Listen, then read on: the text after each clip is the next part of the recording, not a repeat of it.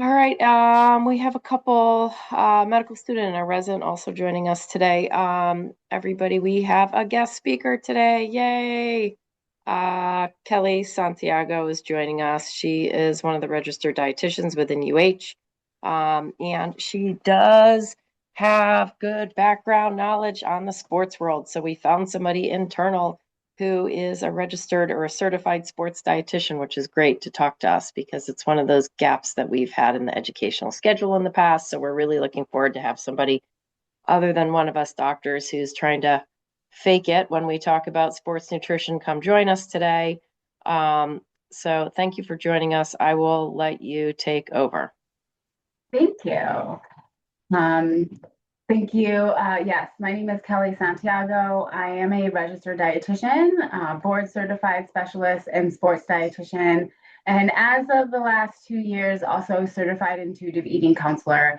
And I'm really excited to be here with all of you today to talk a little bit about sports nutrition. Um, Dr. Briskin, you had mentioned a focus on adolescent athletes, so I definitely geared towards that population for these slides. But happy to answer any questions at the end on any of what we cover today. And then if there are other populations, perhaps you have questions on, happy to answer those. So we'll go ahead and get started. So like I said, I'm Kelli. I've been a registered dietitian for 15 years, a CSSD, which is the board certification in sports dietetics, for the past 10 years. And again, that's certified intuitive eating counselor. I've been with UH for most of my career. I started off in long-term care. I'm also a certified personal trainer. So while I was working in long-term care, I was also part-time at a commercial gym here on the West Side, kind of mixing my passion for athletics and working out and then also nutrition. I have been in the population health department or the ACO department for the entire time that I've been here at UH. So, working in the outpatient world, as you know, we see a variety of populations, a variety of disease states, anything and everything, you name it, we've seen it, we've worked with it. I'm I'm one of two that do enjoy working with athletes and have that background. I'm the only one, as far as I know, I'm the only one in the UH system who has the CSSD who is seeing patients. I think there are a couple other dietitians who are working towards that credential, but the last I was told, I'm the only one that has that who is seeing patients. So my work with athletes in this role, I do a lot of one-on-one nutrition counseling, like I would do with any other referral that would come in. And then I also do all of the team talks with Baldwin Wallace, with Baldwin Wallace. So, as you know, UH has a contract with BW. And so I do a lot of the team talks. I actually have football coming up in 2 weeks. So I do all of those team talks. Some of the slides that I'm going to share with you today are directly from my team talks. My goal for today was to really kind of give you the information that you're requesting, but also kind of show you what I talk to my athletes about. The information that I share directly with them. This is being recorded, so feel free to use any of the information that I have in my slides. So again, we'll focus on adolescent athletes for now. I'm going to give an overview of just evidence-based fueling recommendations, so energy, carbs, protein, fat. I'm going to give you some sample meal and snack options, the ones that I share personally with my athletes. I do have one slide on supplements. I tried to cover the important supplements that I see a lot of athletes taking or that I might recommend. It's certainly not an all-inclusive slide of every single supplement under the sun. But if you have questions on supplements, happy to talk about that. How to prevent under and over fueling. And then at the end, I'll talk about how to refer to a sports dietitian. So this is one of the slides that I share directly with my teams and directly with my patients because I think it gives a really good overview of where nutrition fits in this puzzle of athletics. So we know that nutrition is a piece of the puzzle. It is not the entire puzzle. As a dietitian, as a sports dietitian, I like to think that maybe it could be the entire puzzle, but it's not. There's a lot of things that go into athletic performance, and nutrition is a piece of that. Obviously, genetics plays a role. Your training is going to play a role, then nutrition, and then supplements are there to supplement the diet, not replace the diet, a point that I often have to make with athletes. Um, so, what makes nutrition easily accessible, easily understandable for athletes is that they know it supports training, it supports practice. And if it supports training and if it supports practice, it's gonna support performance. Performance is heavily relied on how well training goes. Training is heavily relied on how well your nutrition is, how well your sleep is, right? It helps to improve recovery. Athletes understand that. It helps to prevent injury or REDs. I know that you guys do have a separate talk on REDs, so you know what that is. It provides sustained energy, not just for training, not just for performance, but also for growth. Again, we're talking about adolescent athletes here, and it's important for our overall health. What makes nutrition a little less accessible, maybe a little less straightforward, is that there is truly no one size fits all. A lot of athletes are going online and Google searching or going on social media to see what other athletes are doing, or they're tapping into their teammates, or they're tapping into the healthcare system if they're seeing, a sports medicine doc or something like that. And there's often a lot of gray recommendations, conflicting recommendations, right? And then they try what their teammate tries, and then it doesn't work for them. And that leads to frustration, right? So there really isn't a one size fits all. And I'll say that, as a sports dietitian. One thing that I like to point out when I give these talks is the background is always gray in all of my slides. And that's not just because it fits with UH's color scheme, and our allowed colors, but it kind of drives home the message that nutrition is gray. It's not black and white. Our brain wants it to be black and white. I understand that, but it's not black and white. And that is frustrating. That makes it hard. That makes it a little bit more challenging. It's based on a lot of different things. What type of sport you're in, the type of athlete you are, how old you are, what is your goal? Are we looking to improve performance, maintain performance, off season, in season, height, weight, gender, medical history, all of that stuff. So again, just kind of leading into that gray area of nutrition. And then also, I mentioned like that locker room talk, comparing yourself to your teammates or other people that you see on social media, can lead to a lot of confusion, conflicting information, and frustration.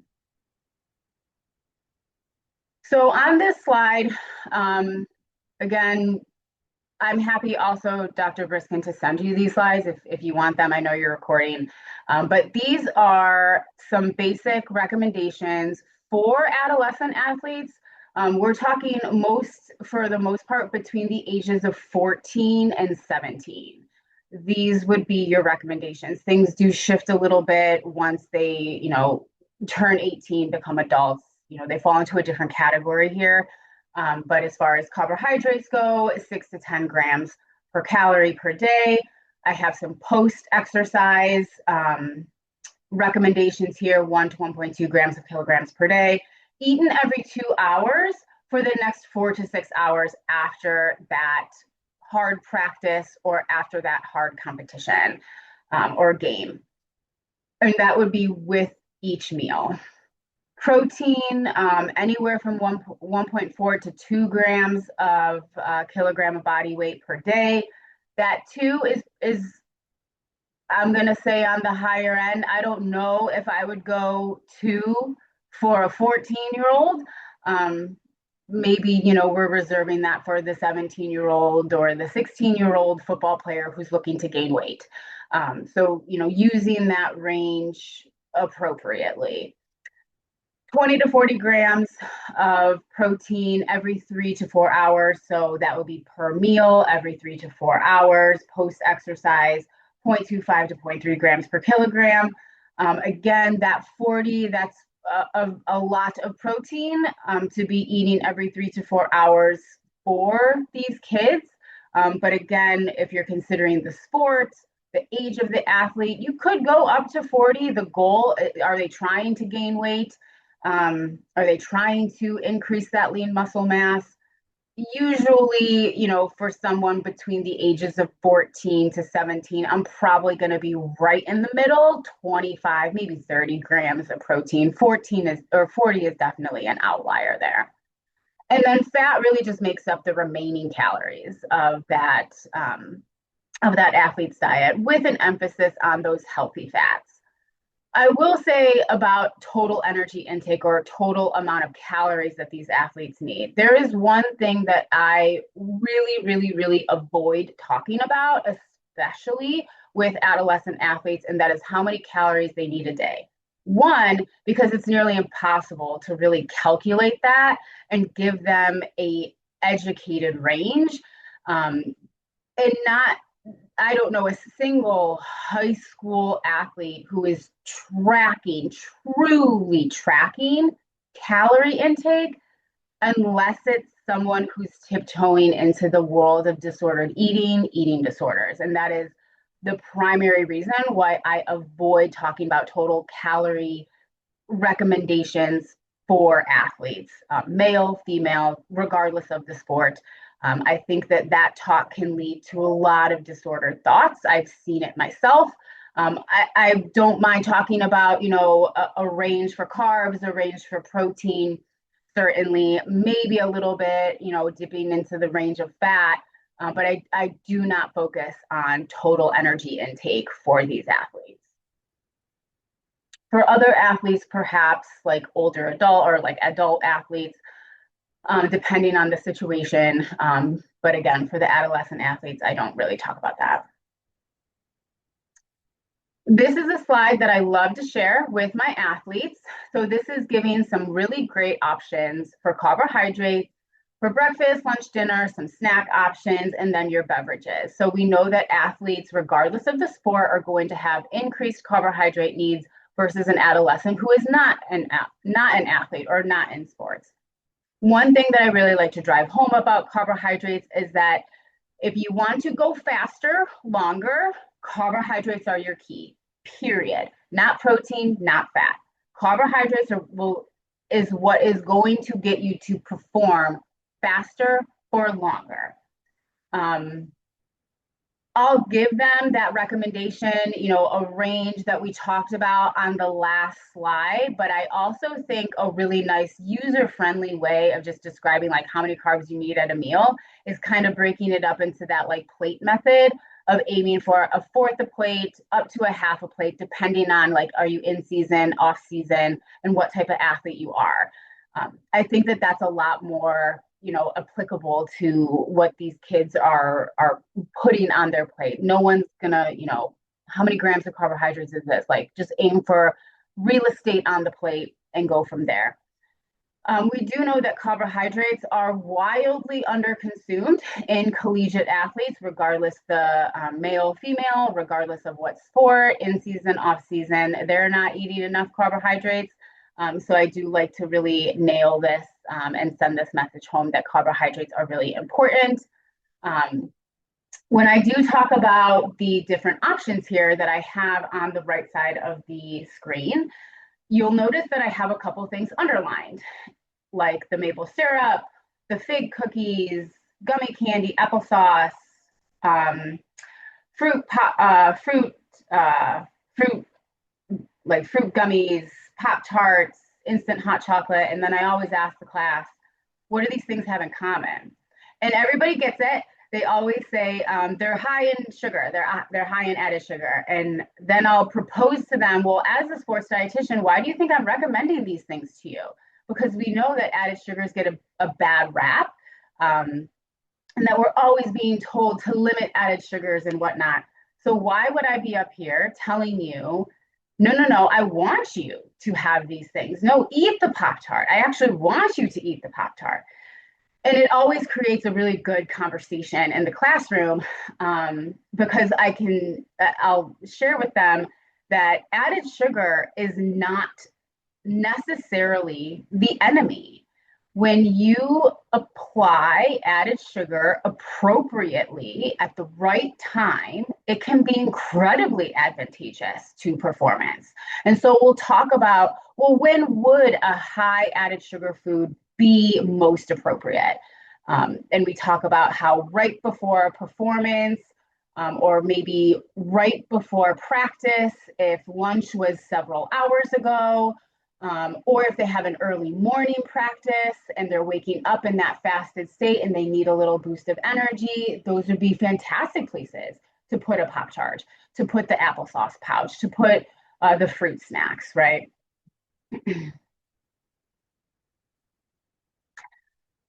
And then again, this is the protein slide that I will share with my teams, and then emphasize that carbohydrates and protein are equally important. There seems to be such an emphasis on protein these days. And that's not a bad thing. Protein is very good for us. We need protein. Athletes need protein. Just like carbs, they have a higher protein need than non-athletes. We know this. But that's not to say that protein is more important than carbohydrates, or even that carbohydrates are more important than protein. They're equally important. They just do different things in the body, and really helping them to understand that it's not one or the other or one over the other, it's both. So again, a simple way that I will recommend protein for my athletes is still using that plate method. So recommending like a fourth to a third of the plate, again, depending on in season, off season, what their goals are, what sport they're taking, what sport they're in. If they are looking to increase lean muscle mass or perhaps gain weight, or if they're like doing 2-a-days and stuff like that, I'll recommend that slow digesting carbohydrate, or slow digesting protein, that dairy source of protein at night before bed, like the cottage cheese, the yogurt, a smoothie that has yogurt in it, something like that, or a smoothie that has milk in it. I'll recommend that before bed. And then focusing on sources that have at least 3 grams of leucine, which is pretty much going to be any of your animal products. Fun fact that tuna is actually higher in leucine per serving than chicken or beef. So I tell people like tuna is fantastic. Not everybody loves tuna, and that's fine. But if you do like tuna, fantastic. It's such a convenient way to get in protein. Love tuna. Imperative for growth, not just in the world of athletics, but in the world of adolescents, just period. They need that protein to grow. Repairs and rebuilds muscles. Most of the athletes know that. So I have my breakfast options, my lunch dinner options, my snack options. And then one thing, because I do a lot of talks over at BW, and they're utilizing the cafeteria. And one of the biggest barriers that every single team, no matter who, always says, like one of the biggest barriers to fueling properly is time and access. And so, they're often utilizing the cafeteria. And so or the dining hall, and I'll ask them, I'll go back to the carbohydrate slide. Are these things that you can find at the dining hall? And if you notice, they're pretty simple. I kind of pride myself in like keeping it simple. We don't need to find fancy recipes to meet our needs. We don't have time for that, again, especially in the world of adolescent athletes, collegiate athletes. Like they're not cooking gourmet meals in their kitchen. I mean, maybe some of them are, but by and large, most of them are not. So can you find these things in a dining hall? And everyone's like, yes, absolutely. I can find these in a dining hall. I even have some of these things in my dorm room. Same with the protein. Can you find these in a dining hall? And they're like, yep, absolutely. I can find these in a dining hall. Super simple. So having that conversation, opening it up to the group, like, what do we think about these? Or is there anything on here missing that you often utilize? Yeah. And then lastly, fat. So a source of slow burning fuel. So maybe we're tapping into this with those recovery workouts. Helps to meet the increased calorie needs overall of athletes who, again, have higher calorie needs than non-athletes. Important for hormone function. And then I always will tell them to try their best to focus on those healthy sources of fat, the unsaturated sources of fat, primarily omega 3s, because they can help to reduce some inflammation. Also, something that tuna is really high in. So, really driving it home with the tuna. Cooking oil salmon. I usually tell them, again, a way to just keep it simple. Any type of fish, as long as it's not breaded and fried, I don't care. Um, that's a good source of protein and can be a good source of fat. Avocados, olives, olive oil, omega 3 eggs, right? And then trying their best to limit that saturated fat intake can be very hard, especially for like the collegiate athletes who are on their own for the first time, living on their own, and can just go to Chick-fil-A, often go to Chick-fil-A to get that stuff. So, in a pinch, that's fine.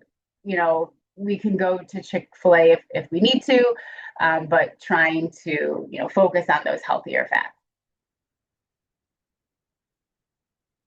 And then a sample fueling schedule. So, Kelly, yeah, there was a question. okay, Are tuna steaks as good as tuna in general? And yeah, yeah. Um, you know, I usually will recommend like the tuna in the pouch, the tuna in the can. I don't know a single college athlete who is going to the store buying a tuna steak and grilling that. If they are, phenomenal. Let's do that. Great. But yeah, love a tuna steak, love a canned tuna. But yeah. And then with the canned tuna and the tuna in the pouch, those are a little bit higher in sodium. We also know that athletes need more sodium than non-athletes, so it can help to replenish those electrolytes as well. Any other questions?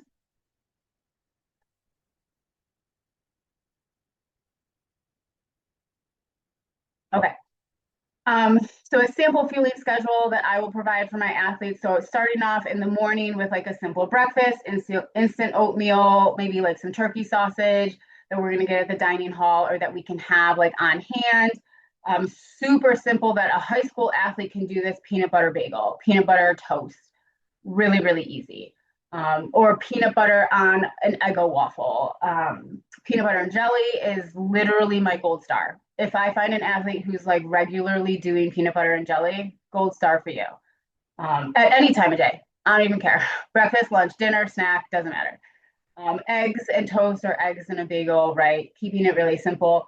If we have a morning practice and we do need a little something before that morning practice, a piece of fruit, a half a Pop Tart, a banana, maybe some apple, a granola bar, a yogurt with some granola in it, an applesauce pouch. Like these are all great, really quick options for those early morning workouts.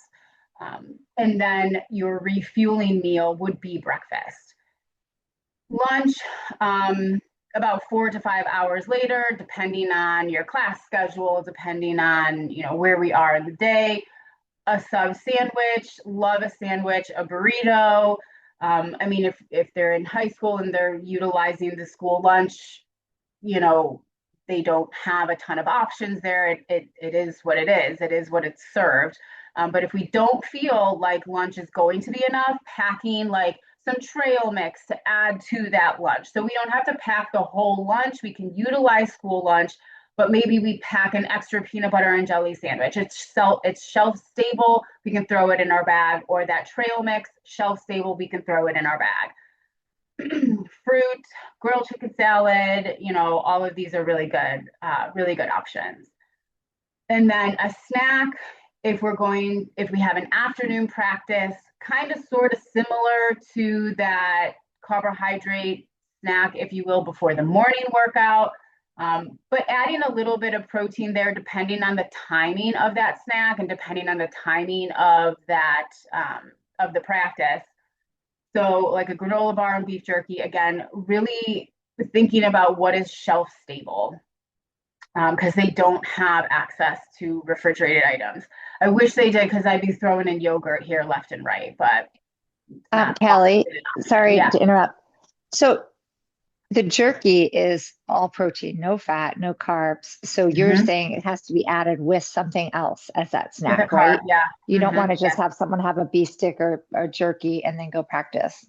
No, because remember that protein, we don't want to utilize protein for fuel. That's the last thing the body wants. It wants to utilize carbohydrates. So when you're walking into practice, whether that practice is morning, afternoon, or night, we need a carbohydrate on board to provide the fuel for that practice.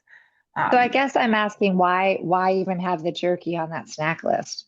so going back to what I had mentioned, depending on the timing of that snack and that practice, if we're talking practice is in an hour and I have time to do a snack now, I do not have time to throw in a snack right before practice. Maybe I'm like running from class to practice or whatever. When that snack is an hour or longer before practice, adding that protein will slow the digestion of that carbohydrate so it's not broken down so quickly. If you eat that granola bar an hour, hour and a half, 2 hours before practice, like it's already broken down and stored up before practice. If we want it on board for practice, but we don't have, but again, we can't eat it like right before practice, adding that protein helps to slow the digestion of that carbohydrate, leaving the glucose in the bloodstream ready for practice. Does that make sense? If it was right before practice, I'd be telling them to do exactly what they did in the morning. Okay, that makes perfect sense. Thank you. Yeah. And then for dinner, dinner is often the refueling meal if you know that practice is in the afternoon or like after school. So there is somewhat of a emphasis placed on dinner as being that refueling meal. It can be the biggest meal of the day, totally fine. Again, if it is that refueling meal. So chicken and rice, a vegetable of choice, pasta, um, mashed potatoes, pork chops. This is probably um, if they're high school athletes and they're going home and like a parent is cooking. But you can also get these things at a dining hall as well. Pretty simple. Um, One of my all-time favorite, and people are often surprised when I say this, but one of my all-time favorite refueling meals is ramen. And it can be fancy ramen that we go to a restaurant to get that has all of the things. Or it can be, I think it's now $1. It used to be like 25 cents, but now it's like $1. The dollar ramen at the grocery store. Because if you think about it, what do athletes need to refuel? They need sodium, they need fluids, they need carbohydrates. What is in ramen? Sodium, fluid, and carbohydrates. The only thing you got to do is add your protein. I do insist on protein being a part of the ramen story, but if you're doing the grocery store ramen, it doesn't have any protein in it. You got to add your own protein. Yes. If you're going to the store or you're going to the restaurant, they'll add the protein for you. But protein has to be part of that. But I love ramen. I love it. I love it. I love it. Especially if we are working out in the cold weather. Right now, hopefully they're not working out now because it's like 5 degrees outside. But a way to warm you up. I find it encouraging right after a really tough practice. Appetite is low. So we need to find something that sounds remotely appealing to get them to eat it. And sometimes that mashed potato and pork chop just does not look appealing at all. They know they need it, but it's like, that looks gross. I have no appetite. But soup, ramen, way more appealing. So I love ramen. Adding whatever protein or vegetables that you want. And then again, as that evening snack, if we are going to do an evening snack, aiming for like 30 grams of protein there. Again, this would be someone who is looking to gain weight, looking to increase the lean muscle mass. adding that before bed.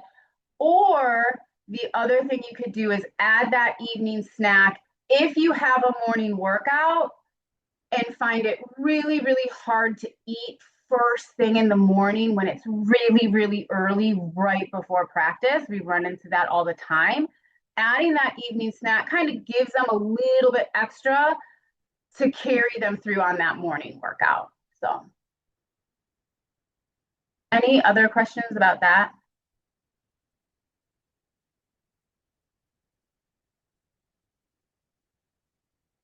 Okay.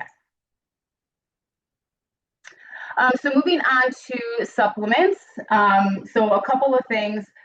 Supplements are not necessary. So it's not something that when I'm working with my athletes, I recommend day one, unless there is a glaring deficiency. If they are vitamin D deficient, obviously, yes, let's start a vitamin D supplement. But it is not my first line of defense in any way, shape, or form.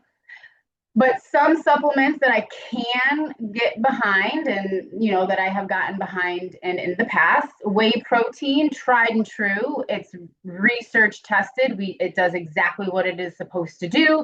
It is convenient. It's hard to like carry around a chicken breast with you, but putting some whey protein in a baggie and having that right after practice, if I have to like go to class right after practice or something like that, it's convenient. It is.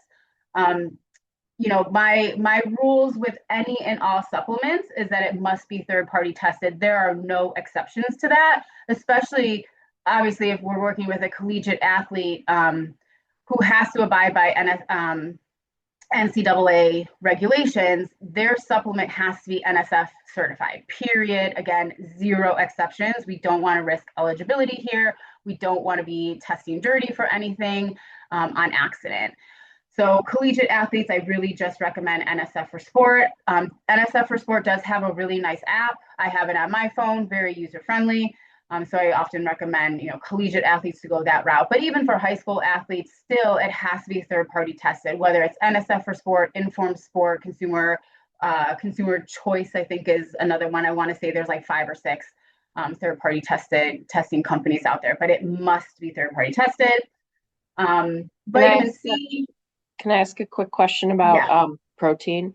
Yeah. So I've had dermatologists tell me like the whey protein can really be a big source of inflammation and lead to acne in teenagers that goes unrecognized as a potential flaring mechanism. Do you have any comments or thoughts about replacing it like with pea protein and doing a vegan protein powder for people?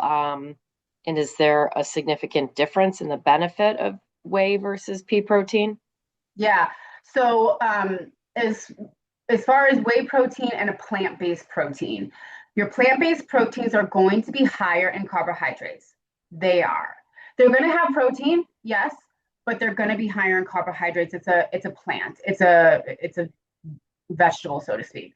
Okay. Whereas whey protein, very little carbohydrates, mostly protein. I have no problem with a plant-based protein, none whatsoever. As long as that athlete understands if you're looking for 30 grams of protein, you're going to have to do like a scoop and a half, maybe 2 scoops of your plant protein versus 1 scoop of your whey protein, just because it's going to just naturally have a little less protein. And if they're okay with it, and then along with that scoop and a half, or 2 scoops versus 1 scoop, if you're okay with also getting more carbohydrates. If the goal is just a pure source of protein, you're not going to get that in a plant-based protein. If they're okay with doubling up on the scoops and they're okay with more carbohydrates being in there, I am fine with that. Totally fine. Okay. Again, it's going to do what it's supposed to do. Just knowing that dose-wise, you need a bigger dose of your plant-based proteins. As far as the acne related to whey protein, I would be curious, what is that dose correlation? How much whey protein are they consuming? And how much does it take for that athlete to see like negative effects of like acne or skin issues?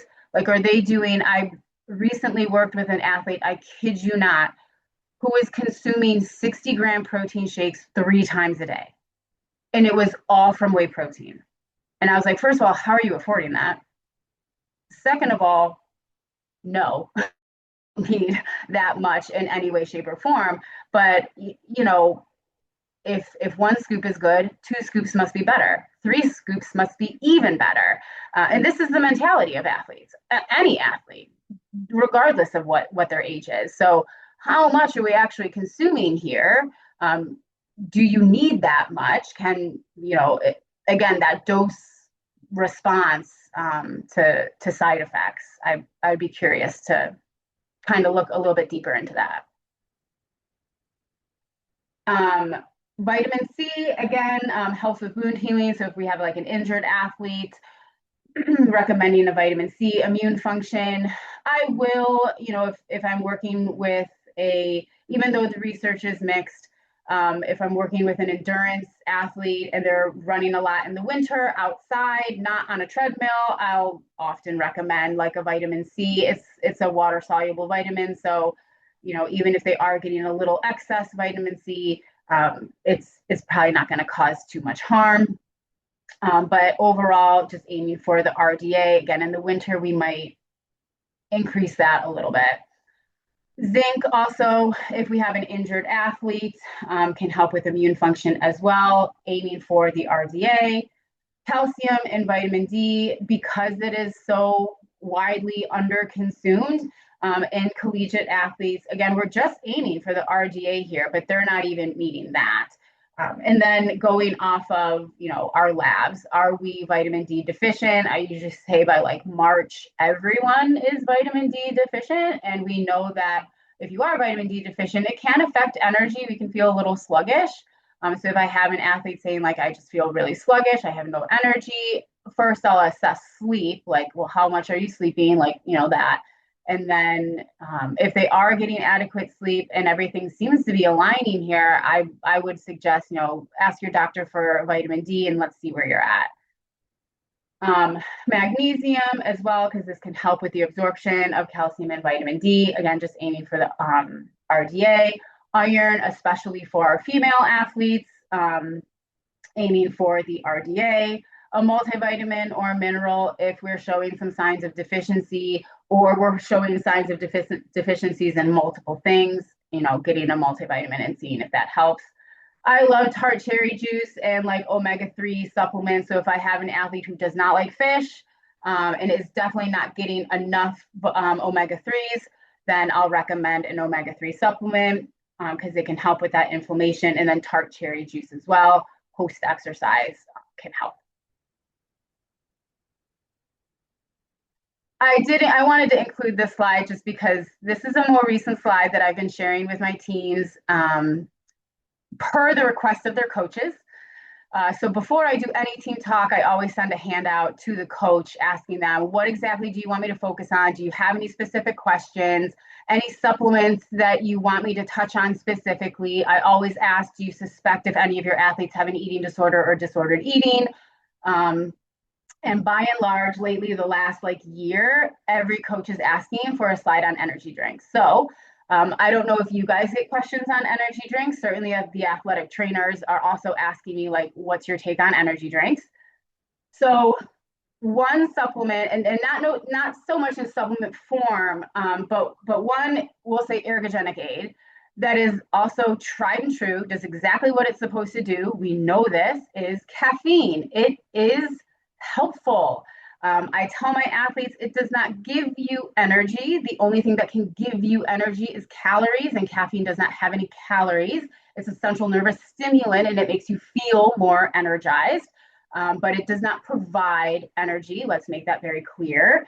When it comes to 18-year or if you are a minor, it is recommended that you do not exceed 100 to 175 milligrams of caffeine per day. That is a very low number and very easily overconsumed. You take a 16-year-old, 17-year-old, and you give them one of these energy drinks, and they are almost, if not over, their RDA. For the 18-year-olds and older, that comes up to 400, no more than 400 milligrams of caffeine per day, but still can be easily overconsumed in these adolescent, younger athletes. So I know I have 200 milligrams per day after that 400. That's a typo. The risks for overconsumption of caffeine include increased heart rate, poor sleep. It can lead to irritability. It can mess with our digestive system. And when overconsumed, has been shown to lead to death. Rare occasions, yes, but nonetheless has happened. When it comes to these energy drinks, here is my take. I don't want you exceeding the RDA, period. Rule number one, do not exceed the RDA. Number two, if you have adverse reaction to caffeine in any amount, you probably shouldn't be drinking caffeine. So if we have a low tolerance for caffeine, or if we know that caffeine is going to interfere with our sleep and we have an evening workout, probably shouldn't be consuming caffeine prior to that evening workout. I understand that it helps, but now your sleep is interrupted and the benefits do not outweigh the cons in that situation. So kind of taking a individualized perspective. Okay, we have our RDAs, but how much are you consuming and what happens when you consume it? Are there any ill effects to it? The other thing, and then kind of like my third take, rule number three, if you will, these energy drinks are marketed very specifically. They are marketed as sugar-free, all natural, no artificial dyes, no artificial colors. What does that lead the athlete to think? It's a health product. This is good for me. It doesn't have any sugar, Kelli. It doesn't have any added sugar. There's no artificial dyes. It's all natural, Kelli. Isn't that a good thing? And while all of those things may be true, this is not a health food product. They're marketing it as if it were this health product, like a vitamin D supplement. It's not. It's just to get you to buy it. They want your money. They do not care what it does to you. They want your money. It's a marketing scheme. And then there's often, well, it's all natural, no artificial colors. It gives me a boost in energy. So if one is good, two must be better. And if two is better, three must be great. And now we are easily getting into the world of over-consuming caffeine again because we think it's good. We think it's told to us that it is a good product, and that we can have this unlimited amount because it's all natural, no artificial dyes. So to work with athletes is to understand the marketing behind so many of these products. And then I just kind of list out the caffeine amounts in some popular energy drinks. And then noting that if you are being drug tested, that 500 milligrams of caffeine consumed close to competition can lead to a positive drug test. So more so for my college athletes, we want to make sure that we are not over consuming that. And then again, just kind of controlling the narrative around fueling. So making sure, and this is kind of like tapping into my intuitive eating counselor. There is a world where intuitive eating counseling and athletics do go hand in hand. There's also a world where they conflict a little bit. But I think when it comes to body size, body acceptance,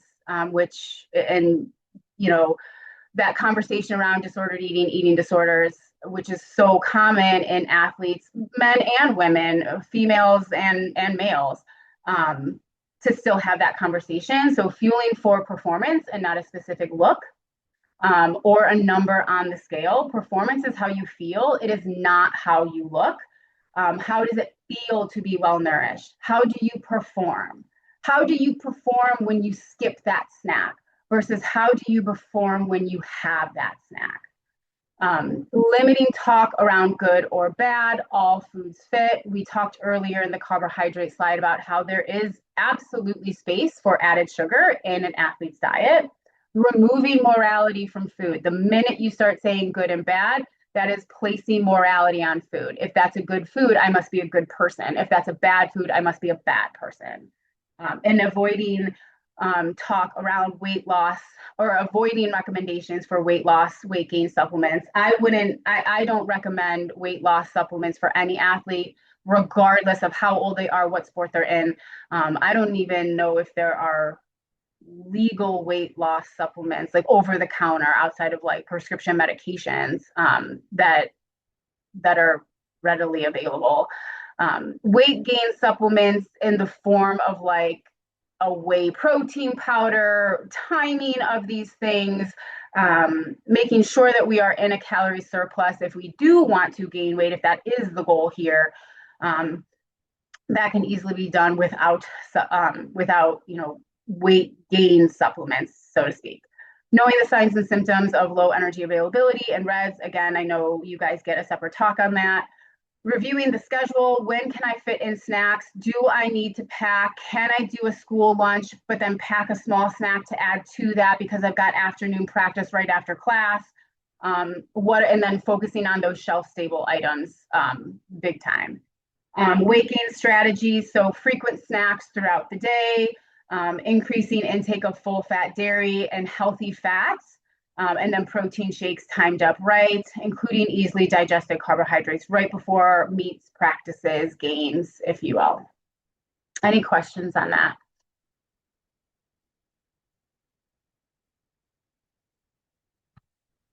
All right, so last but not least, I want to talk about how to refer to a patient or refer a patient to an outpatient dietitian. So a little bit, I just would love to know, and I'll pull up the chat. Does anybody here on the call, and I don't know how many people are here at this point, do you guys know what the ACO is, or have you heard of the UHACO? Definitely heard of it. I think we have very few patients who are within it. Okay. You might have more than you think. So as an ACO dietitian, I am only allowed to see patients who are in the ACO. Somewhat of a caveat, I understand. Somewhat of a barrier, I understand. I do have one dietitian, her name is Jessica Benavides, who works with DHI. She can see non-ACO patients, and I think she is working towards her CSSD. We've communicated over the past like couple months, year, but I'm only able to see patients who are in the ACO. So if you have an athlete and you want to refer them to an outpatient dietitian, you're going to follow these steps. You're going to place a Ref 50 or a referral to nutrition services. If the patient is in the ACO, it will be routed to our work queue that I personally triage every day. And I will make sure that that person gets to the person who they need to get to.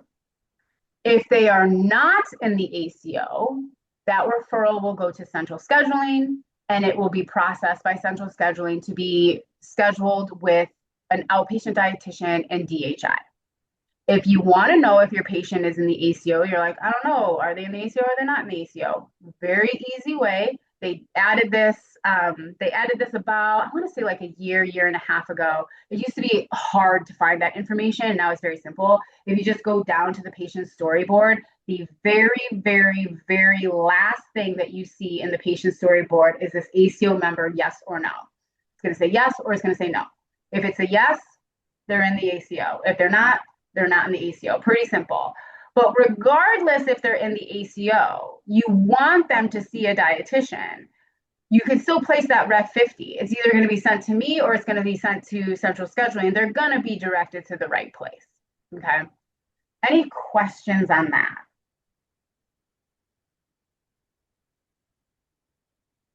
If they are in the ACO, the magic, I'll say, behind the ACO dietitian is that we don't bill. We don't drop codes. We do not bill. We do not have the capacity to bill. I have never billed a day in my life, which sounds crazy to a lot of people in the healthcare system. When I call IT and I'm like, oh, this needs to be fixed because I don't bill, they're like, wait, what? I don't bill. So if the patient is in the ACO, they can see an ACO dietitian for free.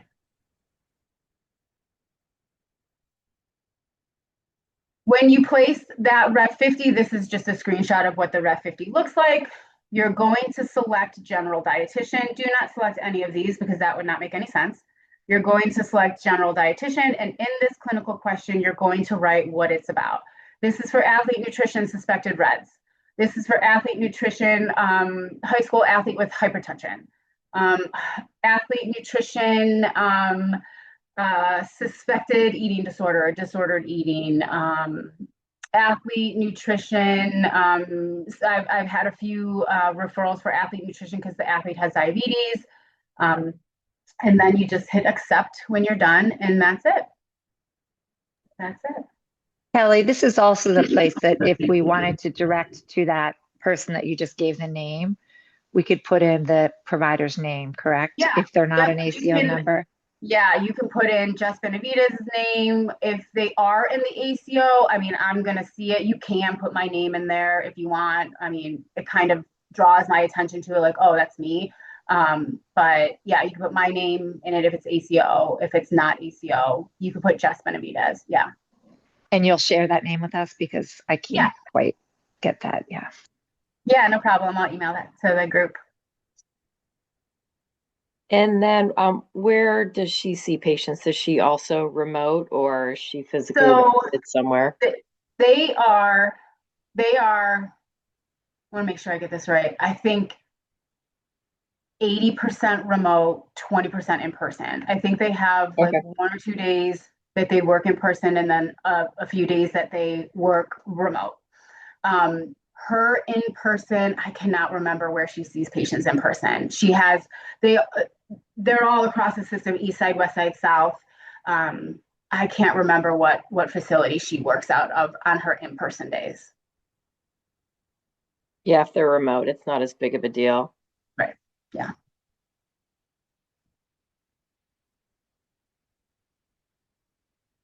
Any other questions?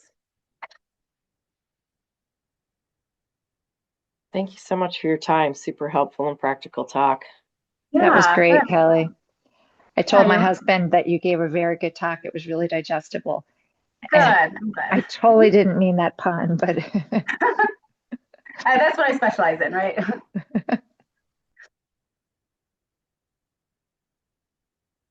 Yeah, and anything written you want to pass along, either copy your talk or the name of the other dietitian would be great. You can just email it directly to me and I can disseminate to everybody.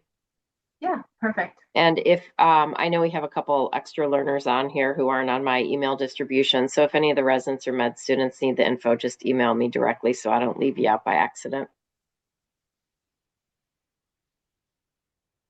All right, go enjoy your snow day, Kelly. I hope the kids don't bother you too much. Thank you so much, guys. Have a great day. Thank you.